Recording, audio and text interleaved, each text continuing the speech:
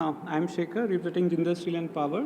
I'm here along with my colleague, Mr. Subrat Panda, and Shashank and Mr. Jaina.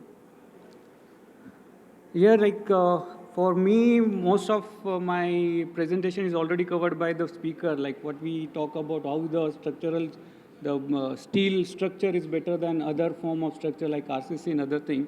So it is just like who we are. We are a Jindal Steel and Power. We have various division like mining, power, and mainly we are focusing on the flat products and the long products.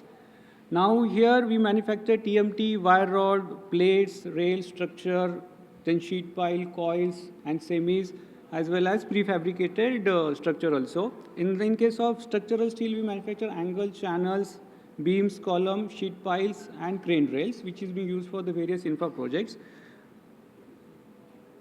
These are the structural range which we are the only player in India who can manufacture all the UB, UC section, WPB section, or generally which is called as the HE section, NPB, IPE, angles, channels, and if required we can also manufacture a special beams which can be supplied through SSD division, that is structural steel division.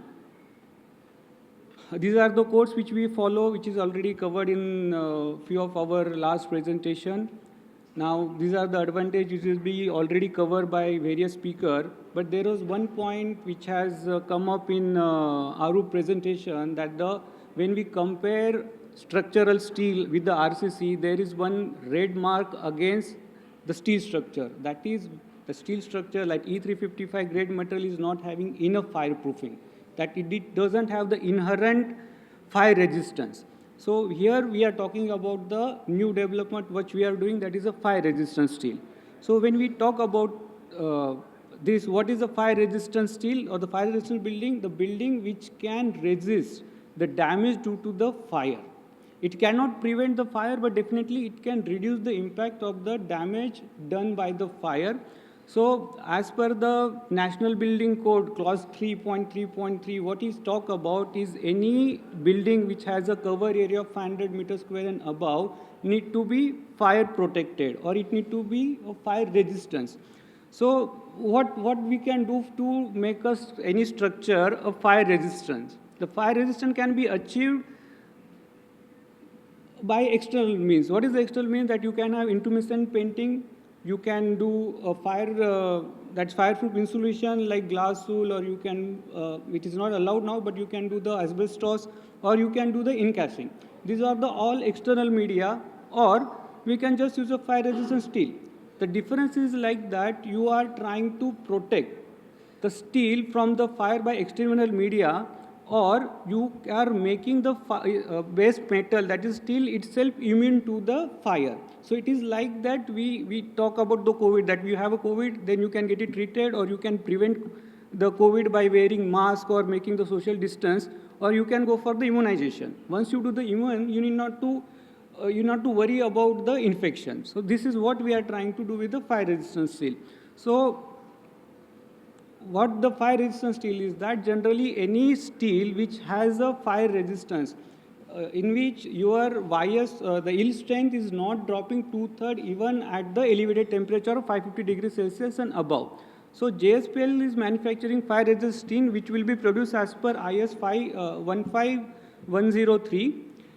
It is rated to withstand up to 3 hours in 600 degrees Celsius temperature. It is process of fine crystal. That means the sulfur content has been reduced. It is also has a microalloying element of chrome, moly, and vanadium. At the same time, the carbon equivalent is well controlled, so it will give you the same weldability as a normal steel. And at the same time, it is available in all the shapes which is manufactured by JSPL, whether it's UB, UC, or angle channel, or WPB. All section can be available in the fire resistant steel without any constraint on the size or supply timelines.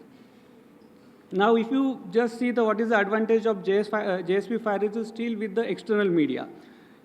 External media fire protection is nothing but the base material, and you are doing some addition to prevent the fire, or you are doing some addition to increase the fire resistance. Here, nothing sort of that things to be done in JSP fire resistant steel. It is a base metal itself is doing the function of the fire resistance. In case of external media, you are actually increasing the dead weight by adding some insulation, and the certain time there are certain scenario where your thickness also plays an important role in the fire resistance. So most of the time, to reduce the insulation, you are increasing the thickness of the base metal. Actually, it is adding to the weight. If you are using fire resistant steel, you need not to go for that. Your building will be at the optimal level. At the same time, when you do the insulation, you need to do the additional work. You need to do the new design. You need to find out what is the best medium, what is the best way to apply it. So your end team also come into the picture of doing that particular application or the costing. In case of fire resistant steel, it is just a normal design, and what you do is a base material thing. Again, the skilled labor at the site also plays an important role. Then limitation in the site, if the limitation in the shape also play a major role in applying the your fire insulation. At the same time, when the insulation get damaged, you need to do the repair work. If the repair work is very easily accessible, it can be done. If it not, then again it will become a difficult part. Again, sometimes it's a polluting thing. There are the fumes there. If you are using asbestos, then again it is hazardous material. In case of cost, if you talk, the cost goes exponentially, because it's not only the base metal where the contributing, but at the same time your design, your application, and your fire rating. Everything gets add up, and then it's increased substantially in your overall costing of a particular building. This is just a indicative idea. If you see how the cost goes up when we talk about, say, vermiculite, whether 2 hours rating is required, we are considering a cost of 1100 square meter.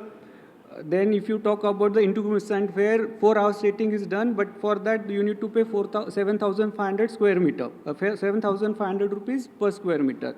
If you see, as you increase your fire rating, your cost goes up substantially. So in case of steel, the cost will remain the same. It will not change as per your rating. And where we are talking about hardly 7,000 to 8,000 rupees over and above what we are charging in E350 grade.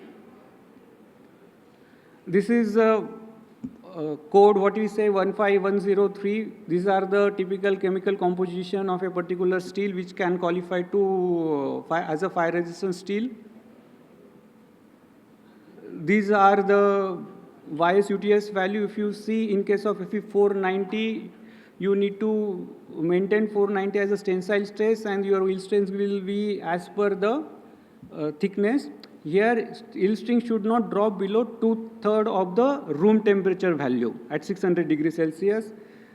These are the certification that we already got the IS approved, and we can supply the steel as per IS 15103 in any shape, in any quantity. Whatever the last tell we have seen, we needed 220 MPa minimum, we achieved 246 minimum MPa minimum. So our steel can certify and can qualify all the requirement of fire resistant steel.